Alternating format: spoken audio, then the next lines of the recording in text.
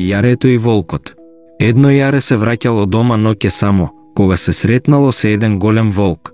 Ов, знам дека ќе ме изедеш, рекло јаренцето, ама те молам, прво отсвири ми една песна за да можам малку да поиграм пред да умрам.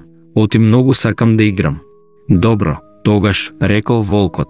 Ке се обидам, оти и јас би сакал да те видам како играш пред да те изедам. Потоа волкот ја зел шупелката на овчарот што била оставена во близина и почнал да свири. Но додека свирел, а јарето играло, скокаки наоколу, овчарските кучиња го слушнале звукот и веднаш дотрчале. Самиот сум виновен, рекол волкот кога го дофатиле кучињата. Мојата работа е да убивам јариња и да ги јадам, а не да им свирам за да играат.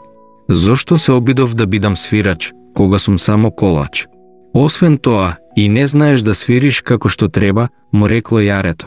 Поука, и во голема опасност, смирениот ум наоѓа излез.